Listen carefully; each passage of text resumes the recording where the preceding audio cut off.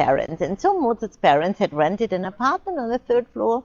They had 3 rooms, kitchen, storage room. And imagine they had 7 children within 8 years. Oh my God. Yeah, but 5 of them died within their first year. Oh. And yeah, only 2 grew up, Mozart and his sister Nannal, and both kids were musical talents. And also the father was a musician. Leopold, he came from Augsburg in Bavaria to Salzburg to study here philosophy at the university. But then he decided to work as a musician for the Prince Archbishop. He ended up as vice chapel master. And he was a very intelligent man. He saw the musical talent of his kids and he taught them everything. To read, to write, to calculate foreign languages. And he was very proud of his kids, of course. He wanted to show the whole world how talented they were. But how should he manage in the 18th century without radio, television, internet, Facebook, TikTok, alive, what you could not imagine, Right, I think, today anymore, but also we not. So they had to travel. And these journeys in those days did not take just a few days like today, but weeks, months, even years. And they were complicated. You couldn't just go to a travel agency and book a journey. But the father, he was a really intelligent man. He had so many talents. He managed and organized all these journeys. You see, you had to organize a carriage, you had to organize a room, and you just couldn't write an email there. You had to write letters. You needed many carriages. Then it was dangerous. There were robbers, accidents, and so on. And the life in these carriages was very uncomfortable. You were set crowded among stinking people. Most of them were drunk. It was cold, it was hot, it was wet, so not very nice. Yeah. Wow. And they were traveling throughout Europe, and they were lucky with the Prince Archbishop of the time because he was a friend of the family. He supported them. He allowed the father, who was his chapel master, these long journeys. He gave them money in advance, and during the journeys they always tried to earn money by giving concerts. But especially at the royal courts, they often didn't get cash, but precious things like jewelry, golden toothpick cases, ivory buttons, things which are quite nice, but you can't pay a room or a coachman with ivory buttons. Mm-hmm. So money was always a problem for them. Yeah, and when little Mozart was 13 years old, he also became engaged at the court of the Prince Archbishop, but then this first nice one died, and the next one was very strict. He did not allow any journeys anymore. Family Mozart had to stay in Salzburg all the time. But Salzburg at the time had 16,000 inhabitants. We even didn't have a theater. Then he only wanted to write him church music. His great passion would have been the opera. And the worst thing, he treated him like a servant, not like an artist. And for all these reasons, he left Salzburg at the age of 25. He moved to Vienna, where he composed his famous operas, to be honest, and there he died very young, at the age of 35. 35, wow. Yeah. What did he die of? Yeah, that's what I can tell you. Because in his document of death is written Friesel fever. But that's a disease which does not exist. Also, doctors don't know it. Right. And you see, when a doctor, he had to write this document of death, and he didn't know of what he died, he wrote down Friesel fever. So he was ill 10 days before. He had a fever. Yeah, and then he died. Yeah. Or something. Yeah, or perhaps he always suffered from, we think it was kind of rheumatic fever. He suffered from it several times. You see, his whole life was not very healthy. Right. He spent 1/3 of his life traveling in these uncomfortable coaches. He had always problems with his bones, with his joints. So, yeah. Right. Yeah, today the whole house is a museum, by the way, if you're interested. And what's also nice, you see these wires leading up and the handles down there. They were the doorbells. Oh. So each doorbell for one apartment. Huh. Interesting. Yeah. Okay. Cool. Who can remember? What do we have to do to get out of here? Go that way. No. No. Now we want to go that way. Yeah. But and then go through the houses. You're right. Well, it's interesting because when you were a baby, that's all you'd like to listen to, and that's what. We played Mozart. Yeah. Yeah. Yeah. Yeah. We played Mozart. When we were sleeping. Yeah. And most of these, what is called these music clocks, we have to go through the houses. They often have Mozart melodies because, babies like it. Play for you when you were a baby, so you could sleep. With Mozart. Perhaps so you got his talent. Do you play an instrument? I used to play guitar, Yeah. but I play sports Okay. now. I play volleyball. Oh. I do love Okay. music. I did dance for 6 years. when I was, yeah. So you're multi-talented. Guitar, dancing, volleyball. Yeah. You see, we have 13 of these passages, and in most of them you find small shops, small restaurants, small coffees. It's very cute. Yeah, it's really cute here, and here you can understand how they came into being. Because at first they constructed the houses along the street. Behind the house here, they had a small garden. They needed, perhaps they planted vegetables, perhaps they had some chicken or a pig if they could afford it. And then more and more living space was needed. They needed workshops, stables, and so they enlarged the houses towards the rear side. Finally, they constructed the second row of houses, and then they connected first row, second row, and so these inner courtyards came into being. Because also here people needed air and sun, and it looks a bit like in Italy, doesn't it? Yeah. And that was made on purpose, because you see, many of our prince archbishops had studied in Rome. They loved it there. Not only the architecture, also the dolce vita, the wine, the food, and they wanted to create a Rome of the North here. And that's the reason why they commissioned Italian architects until 1700.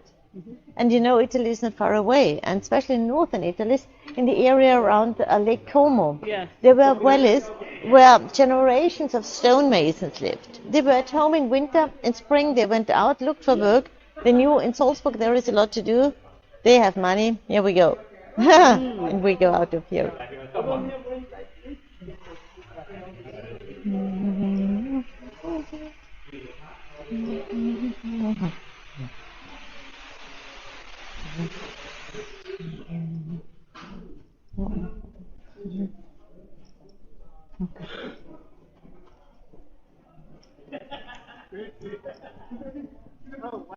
Yeah. Yeah, this is now the masterpiece of the architect, of which you remember the name, I'm sure. Johann Bernhard Fischer von Erler. It's his fourth church here.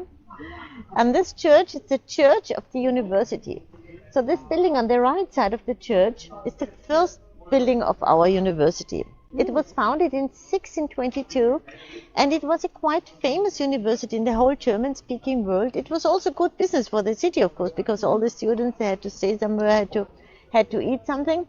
And at the beginning we had 388 students, no women, of course. It's much better they stay at home, washing, cooking, cleaning, baking, kids and so on, you understand. Meanwhile, we have 18,000 students, and 2/3 of them are women. And of course, there is not enough space for all of them here in this only building. So our university is spread all over the city. And later, when we're up on the castle, I show you some of the university buildings. And you can study nearly everything here. You are also a student? What do you study? Mechanical engineering. Oh, that's complicated. Yeah. You like it. You are talented. Yeah. She's a math whiz. So she's 19 Yeah. and a half. She's in last 2 years of high school, her junior and senior year, which is the last two. She did 2 years of college. So she went into college as a academic junior. Okay. So in a little over a year, she'll have her second degree. Congratulations. And then she'll get her master's within her 4 years of time. Wow. Thank you. Wow, smart. multi-talented. Yes. As I told She is you. very, I saw it immediately. Very smart, yeah. Yeah. You are the only child? Yes. Only Yeah. one. Yeah. God gave So me one. all the intelligence just for you. Yes. God gave us one. That's all He said. He said, you get one. I want to work with biomedical engineering. Oh, yeah. Wow. So all the best for their future. Yeah, exactly. Very Yeah. smart. So this square here is called University Square, but it's also the market. So the daily market takes place here, but during the week it's not very big. Oh, So, okay. but it's big on Friday and Friday. especially on Saturday. kind of like a farmer's market type. Yeah, it's a farmer's market, but you see, it was bigger until COVID. But then you see, the markets were allowed to open and to sell their things, of course. But not so many people came here because not many people live in the old town. The tourists were not here, and also for the locals, it wasn't interesting to come to the city because the shops were closed, the restaurants were closed. It was like then it really was a ghost town. Do you want a pretzel? No, we'll wait for later. Look But- at her face. She's like, no. Or I can't make any mess. Well, they have. But you had breakfast in your hotel, Yes. and it's really good there, I Yes, think. it was. Yeah. That looked good. Oh, those are like cinnamon rolls, babe. So there are the normal pretzels Yeah. and the stuffed ones for the tourists. But they're really very good with butter and cheese and speck and apple and Okay, What so we'll else? have to come back We'll here. definitely come back. yeah, you come back anyway. Definitely. It'll be lunch. Right? Yeah. So now, after so much culture, I think it's time to talk about chocolate, isn't it? Oh, yes. We can always talk about chocolate. Have you heard about the Mozart Kugel, Mozart chocolate? No. Huh, that's our most famous souvenir. Oh. And here we have a shop window where I can show it to you.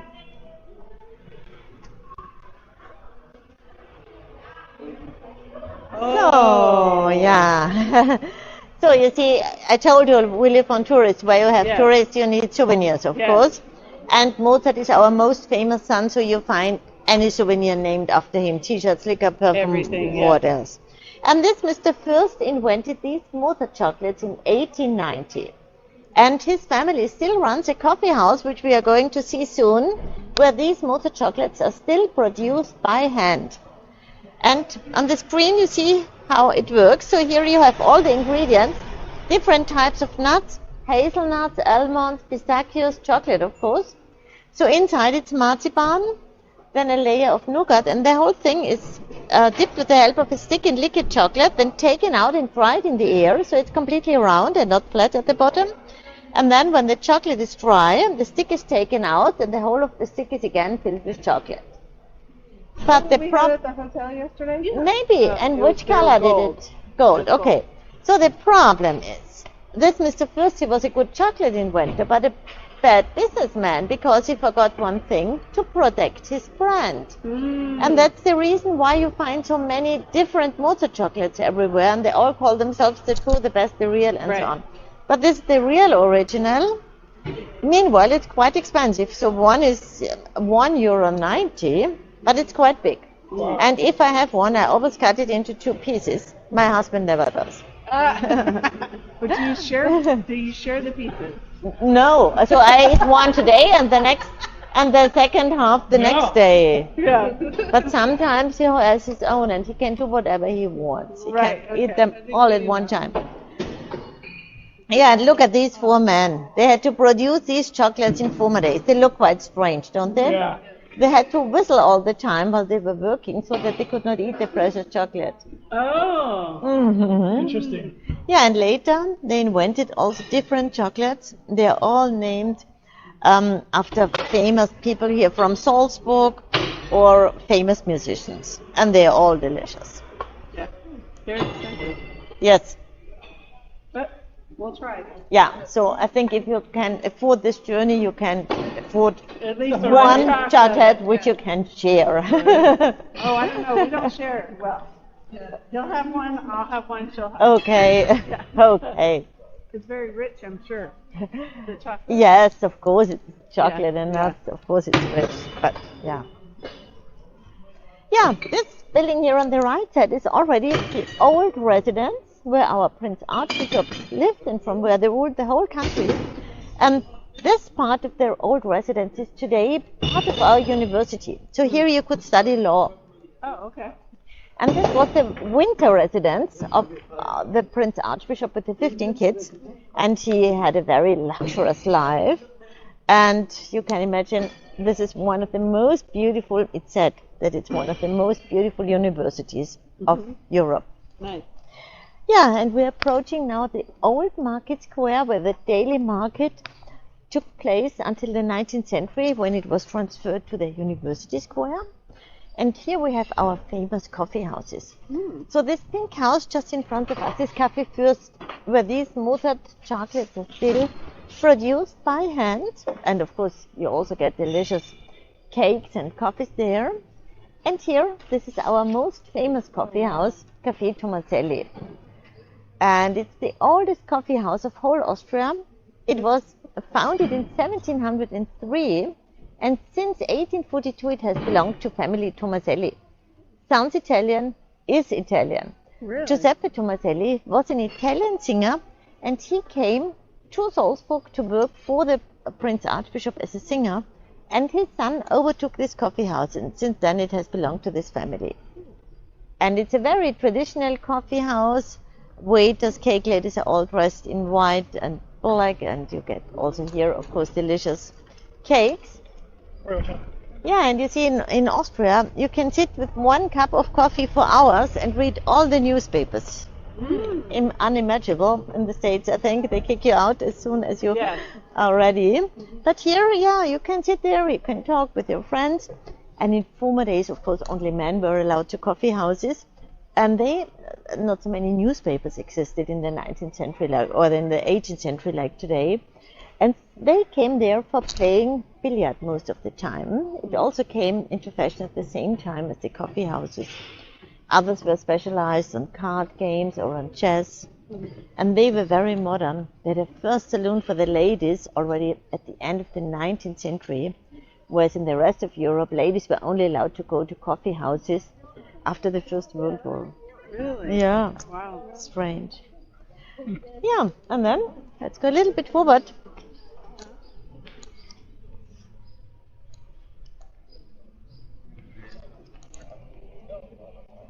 And here, between the White House and the Yellow House, you see this roof. Yes. It's our smallest house. And the story behind this house is quite interesting because in former days, men were only allowed to marry if they had a house and if they had money. Because the Prince Archbishop thought, okay, if a poor man marries a poor woman, they will have poor kids and I will have to take care of all of them. So they just forbade to marry. And one day there was a young man, he fell in love, had no house and no money, and he asked the mayor for help. And the mayor said, let me think. There is a narrow lane which isn't used by anybody. We just built a roof over it. And so they got the ground floor, first floor, staircase at the rear side. And today it's a jewelry shop. For decades there was an optician inside. Of course you only can sell tiny things there. So no shoes and no handbags, ladies. Wow. Yeah, and you see all these buildings, that's all the old residence. And where I see the light burning, that was the bedroom of the Prince Archbishop. Oh, okay. And of course, when he woke up in the morning, looked out of the window, he had to see something beautiful. So you see here, there are really beautiful houses which belong to rich citizens. Nice.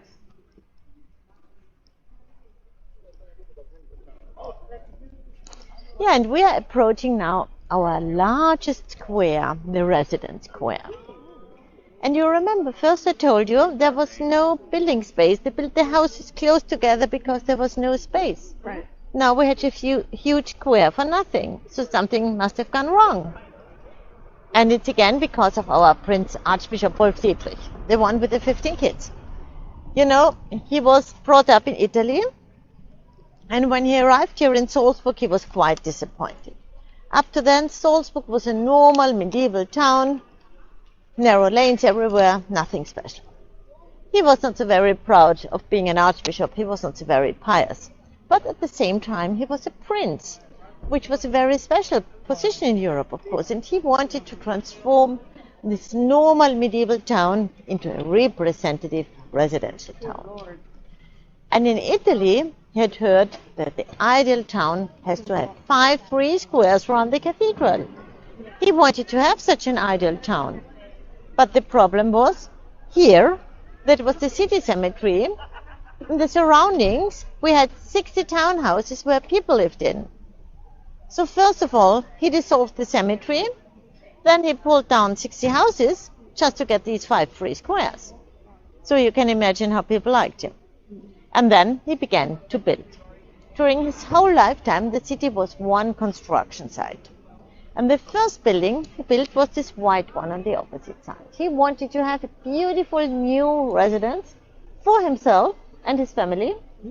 When it was ready, it was not beautiful enough. So he said, okay, now it's here. Let's take it for the guests and the offices. And then he began to transform this building here on your right side. That was the old bishop's court. Imagine, since 1100, the bishops lived in here, and from there they ruled the whole country. But it was nothing special. It was just a stone building, stables, everything which was needed, but nothing very beautiful. And he began to transform it into a beautiful residence. This transformation took 200 years until it was ready.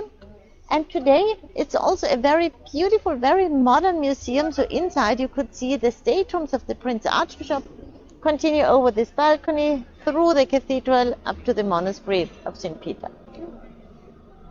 Yeah, and this fountain here in the center is the largest, perhaps the most beautiful fountain outside of Italy.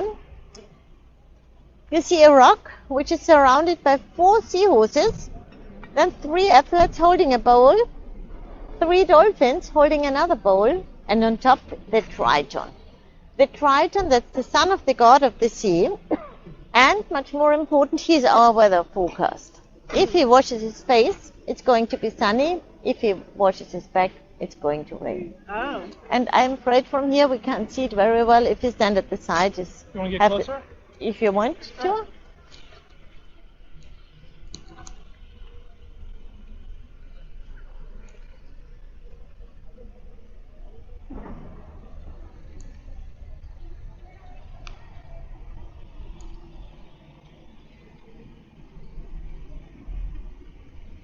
Not quite as big as the Trevi fountain, but still very pretty. Yeah, of course, but you see, it's a bit the same style. Of course, Trevi fountain is, Yeah. great.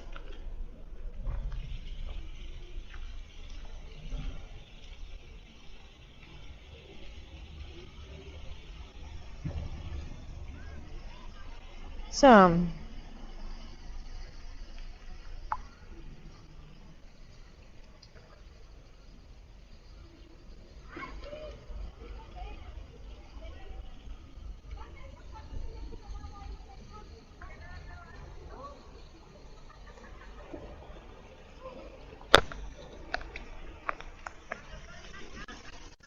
we check the weather focus. If you stand at the side, no, it's not too bad. He's washing more his face than his back. So, not too bad for the next few hours. Yeah, very pretty. And I didn't take the bike. It was just this 1 minute when I left the house, it started pouring, and then I thought, okay. But for you, it's good.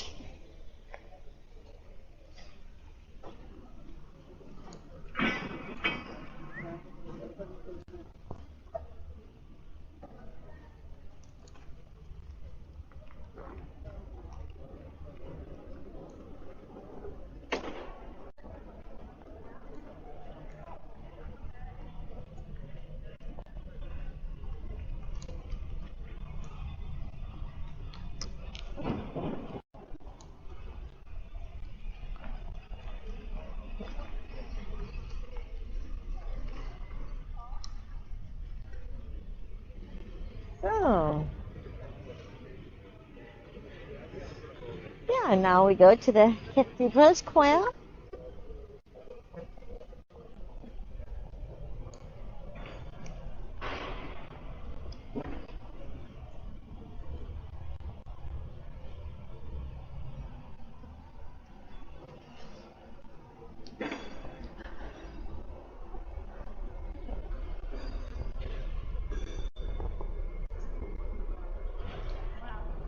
Yeah.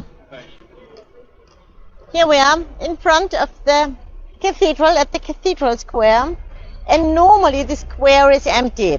Of course, the statue of Our Lady is always here, but there were several events this weekend. There was a car race, a running event, and also a religious festival, so there was a big tent, and now they're removing everything. But if you come back here tomorrow or Wednesday, everything will be away.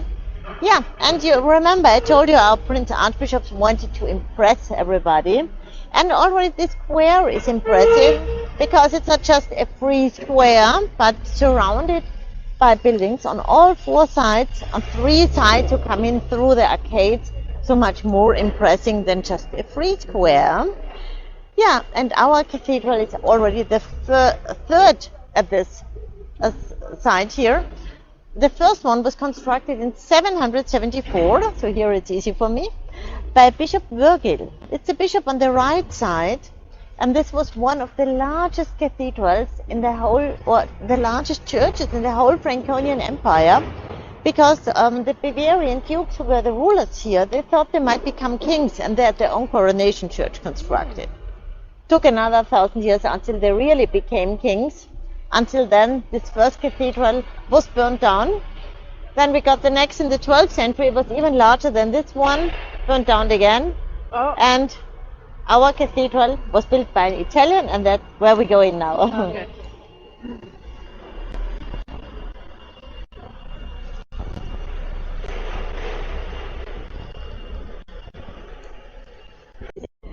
To Il Gesù in Rome, it's Right, the same it's style, yeah. yeah. And as I told you, it was Santino Solari. He was also coming from the area around Como, and I think you're impressed when you come in, and that was the intention the Prince Archbishop had, to impress everybody. And you see, we have a very wide nave.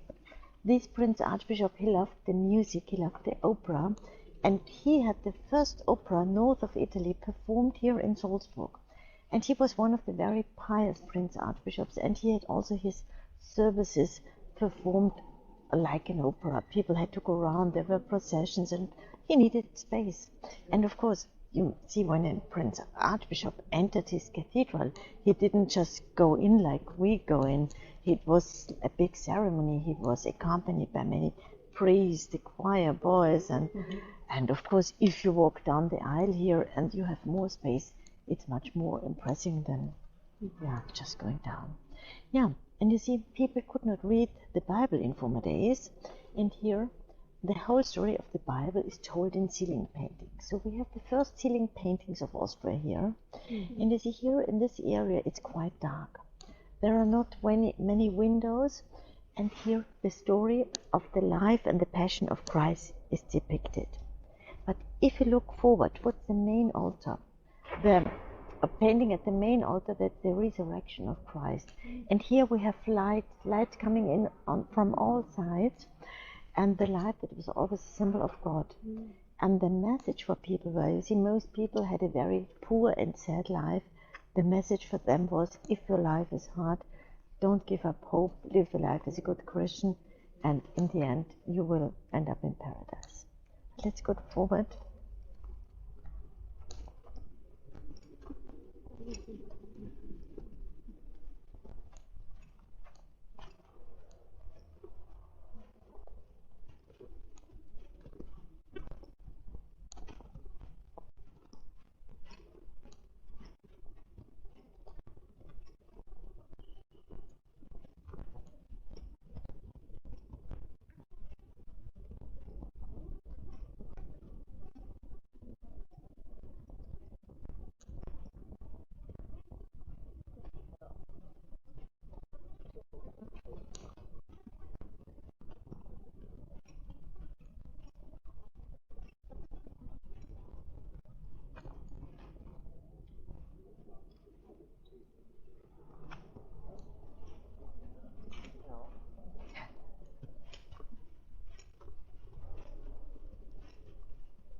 I have lost you.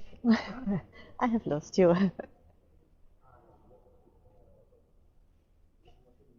It's very pretty. Yeah.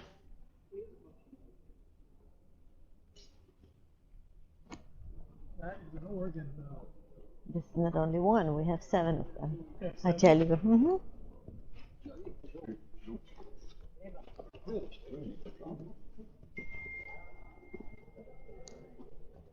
You can take a seat here if you want to.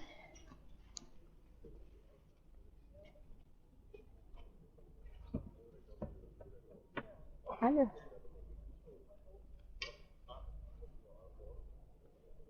Overwhelming. Yeah. Beautiful. Overwhelming. Yeah, see, this third cathedral here was constructed between 1614 and 1628, within only 14 years, and in early Baroque style, and it's a bit modeled after Il Gesù in Rome. And first of all, if you look to the floor and everywhere, you always see these two types of marble. So you know already the white one from the stone urns in the Mirabelle garden. It's a white marble from the Untersberg mountain. And we have a second quarry also very close to the city where this red marble is cut. And you see the problem was the stone was free, it was here. But the problem was the transport in former days. Such an amount of stone is heavy, and how should you transport them? But since we had the quarries so close to the city, we could use so much of the marble. Yeah, and you were fascinated by the organs. You see, all our prince archbishops loved the music. They all had a big orchestra. And here in this cathedral, we have 7 organs. The big one here at the rear side goes back to 1703, and there are more than 4,000 pipes. And the smallest is like this. It produces so high tunes that only babies and dogs can hear it. And the longest is more than 4 meters long, produces so deep tunes that we also can't hear it. And it's not good for the building because of the vibrations there.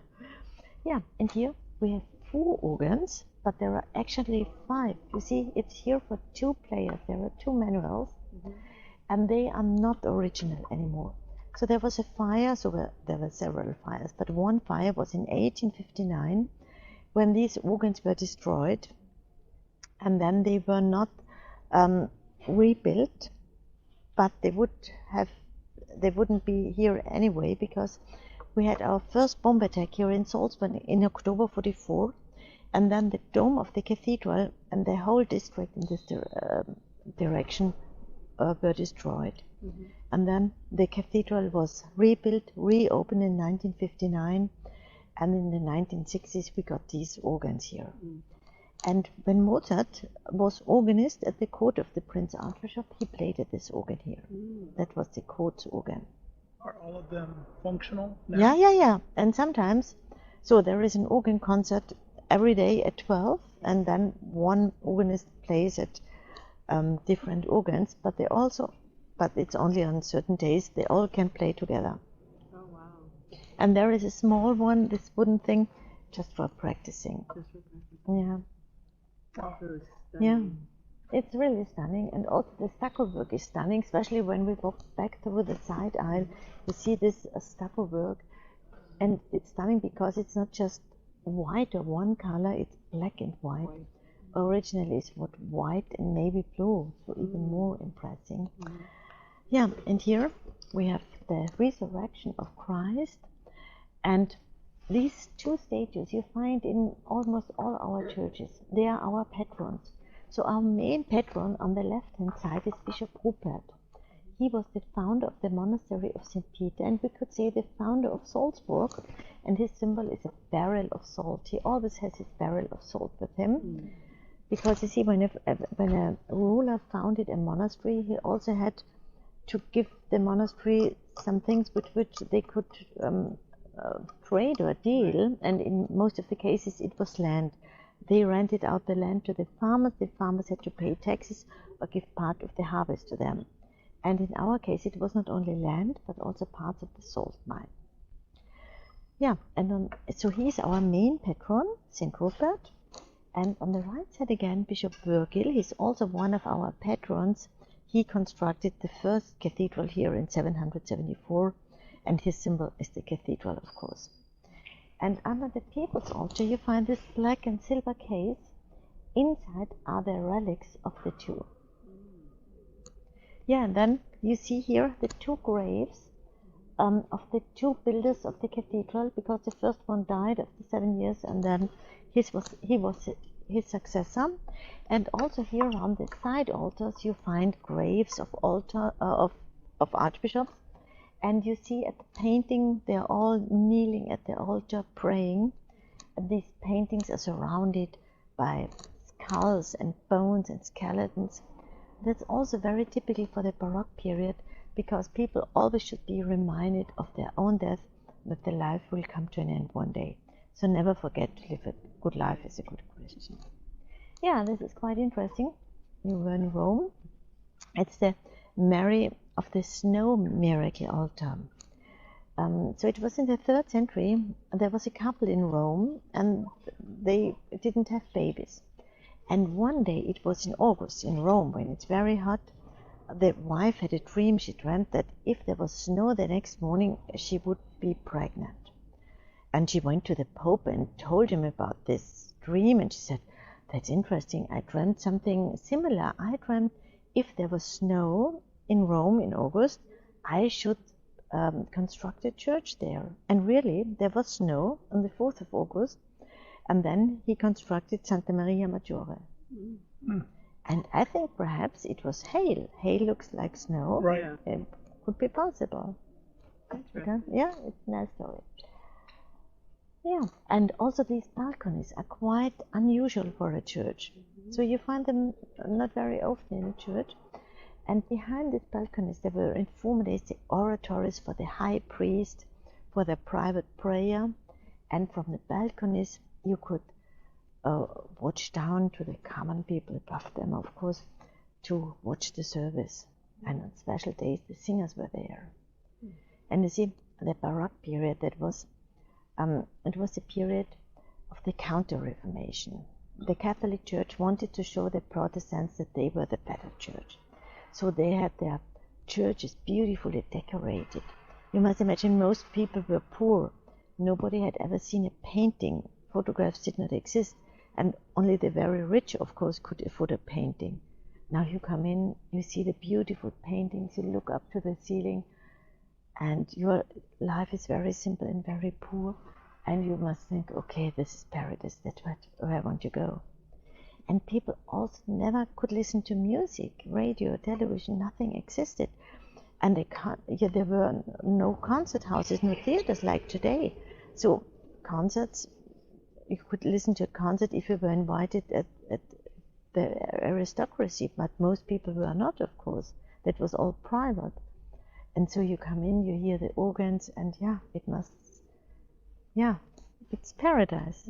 So that was the idea behind the Baroque style. Very cool. Yeah, now let's go back to this aisle here, and I show you the most precious piece of art here.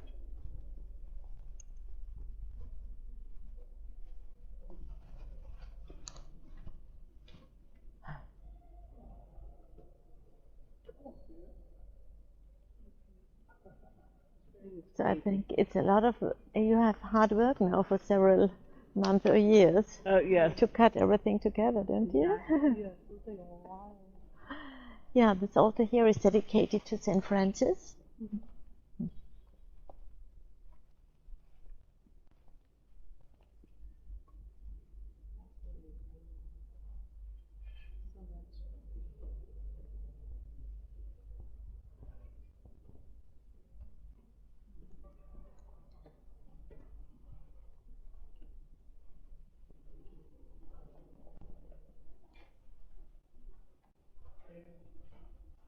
And here, that's the crypt. Down there are the graves of the Prince Archbishops. But it's not allowed for guided tours. But We don't need to. yeah, and you see here, you see this beautiful, really amazing stucco work.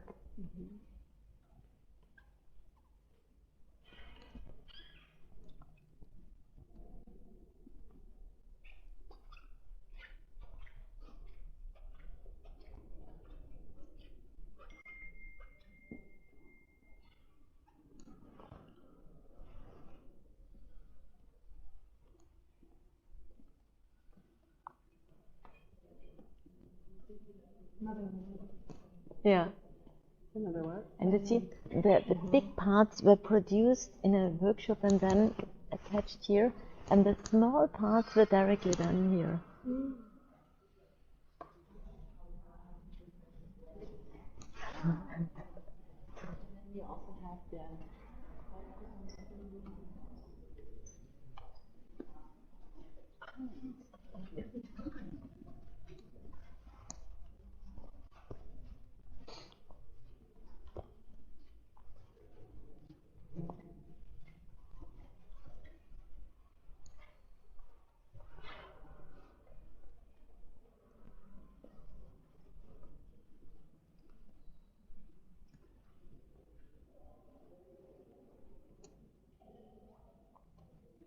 Yeah, and here, this is the most precious piece of art.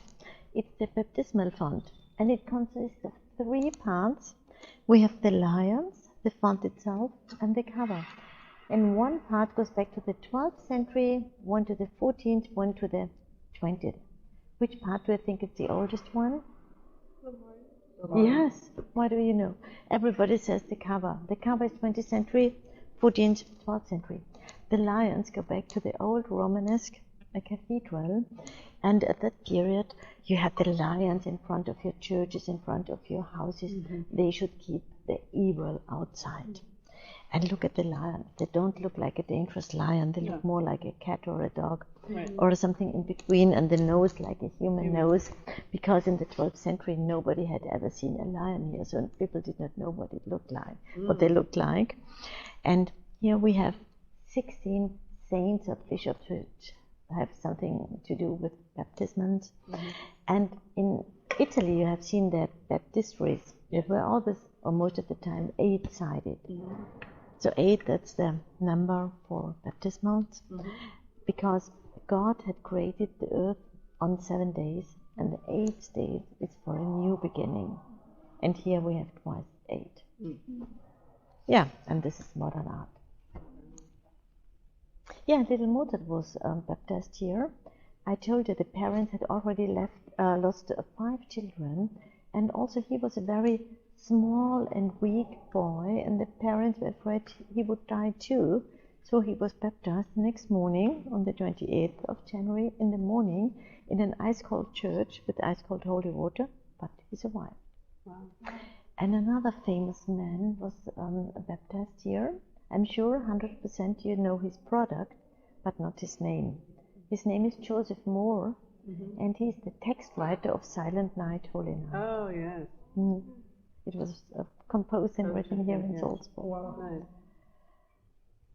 Okay. Yeah, it's beautiful.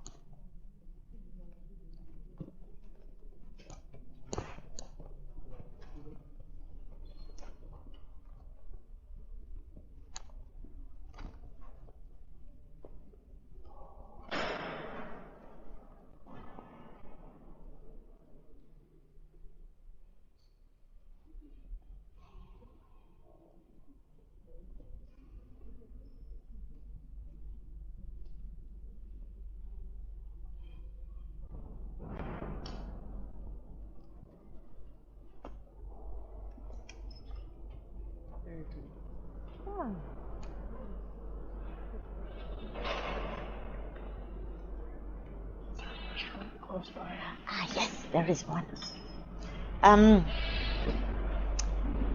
Up on the fortress we have many, and they are free.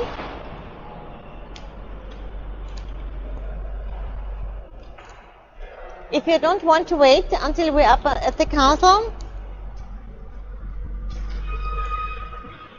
here under the arch on the right hand side. Yeah? Let's do that real quick. Okay, but you need 50. A little man on top of it. Yeah. Okay. Okay, so Salzburg is a very traditional town, and up to some years ago you didn't find many modern things here. No modern art, no modern architecture, and that was a foundation which wanted to create a walk of modern art. And they gave each year one piece of art to the city, and all these pieces of art had to have a connection to Salzburg. And here we have 2.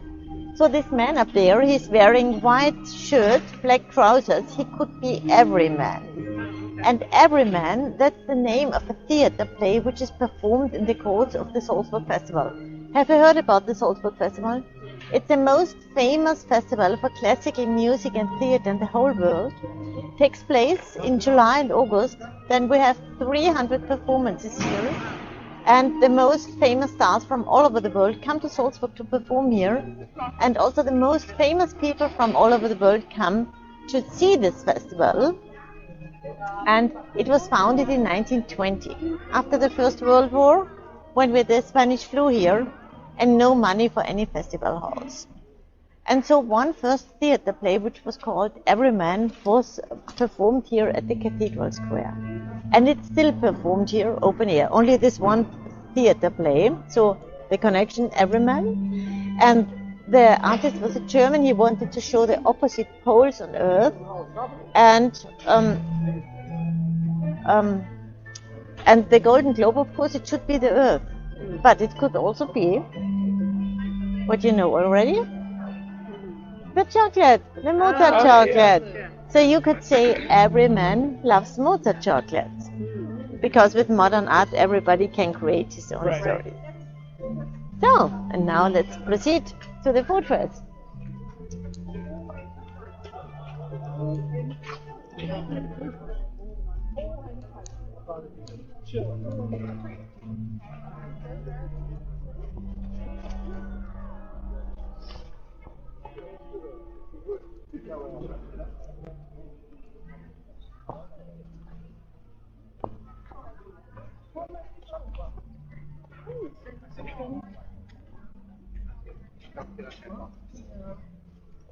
No, I must show you something else.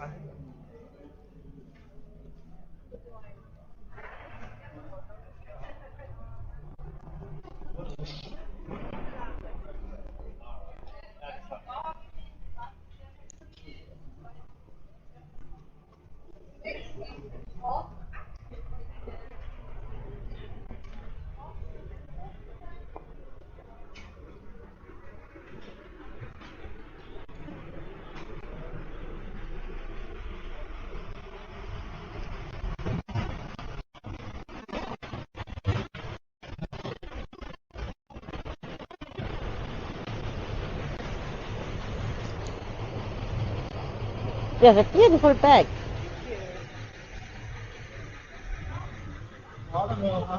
Yeah.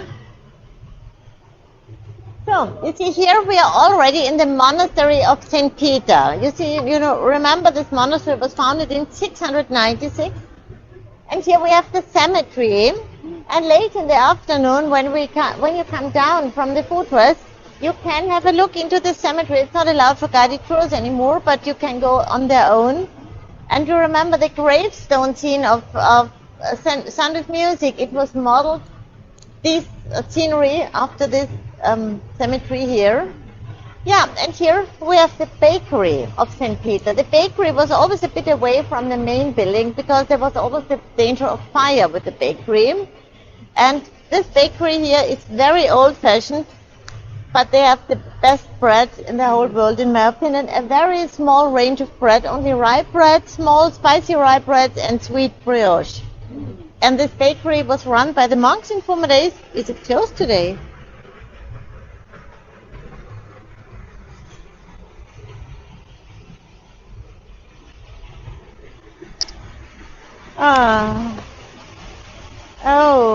Oh, it's a pity it's closed today. Oh, that's not good. Yeah, and this water is also very interesting because there was always a lack of water in former days here in the city center. And there was a man sitting on the trumpet tower in the castle. He had to watch the whole city. And when he noticed fire somewhere, he had to blow his trumpet and hang a flag in the direction of where the fire was. And then all the citizens had to run to the town hall, get the leather bag, with the leather bag down to the river, and with the water and the leather bag to where the fire was. You can imagine, until they were there and everything was burned down.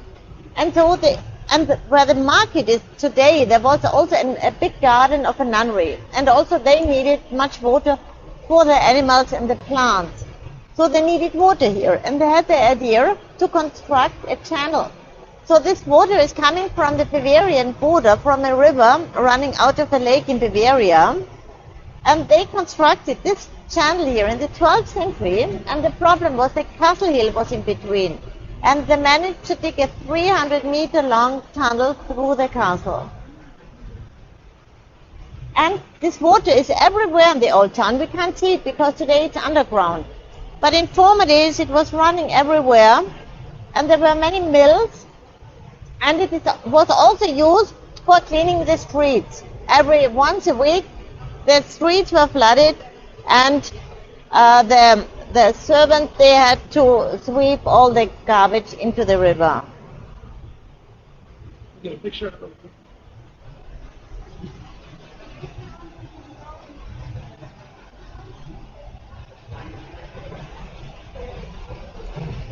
closed today.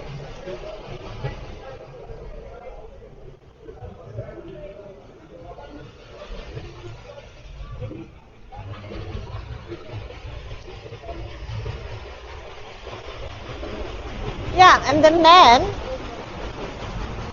man who is renting this bakery today, he is miller and baker, and he renovated this water wheel, and still today part of the rye is ground with the help of this wheel, and it also produces electricity for the bakery. Oh. Yeah, it's really fascinating. I got it.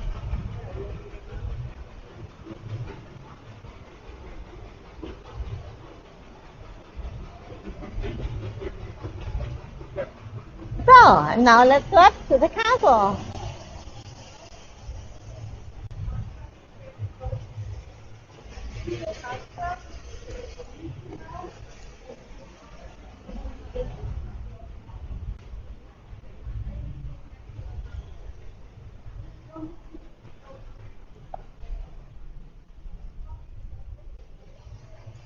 Let's take the shortcut.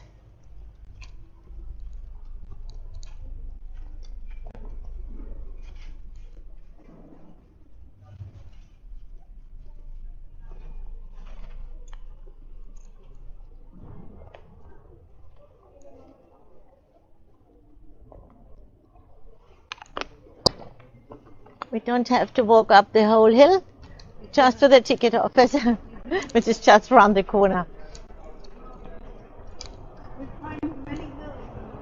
Yeah, 7 in Rome. Many hills. Many staircases. Uh-huh. I think one day we walked 15,000. 15,000, okay. Yeah.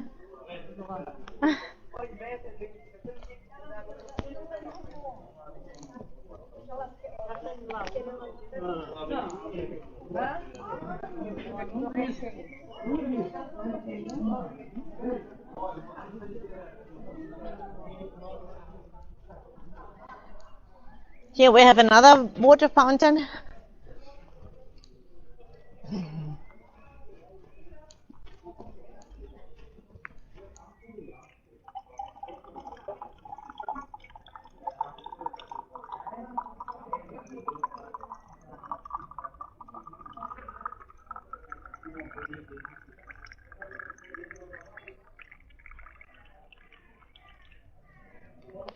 So, if you need water, so you come down here from the funicular if you want to stay up there, and then you can walk into the cemetery, which is really nice. You can walk through, and then you're in the main courtyard of St. Peter. So, and now let's get in here. I just buy the tickets for you.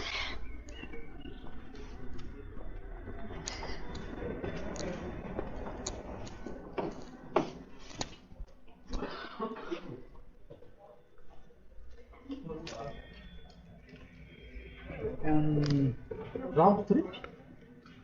Grüß Gott, 3 Basic bitte. Thank you.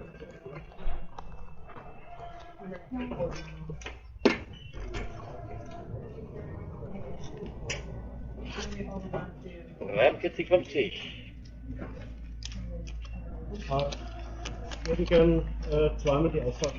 Nein. Stopp. Mit alles voll inklusive. Für 18 € halt. Danke.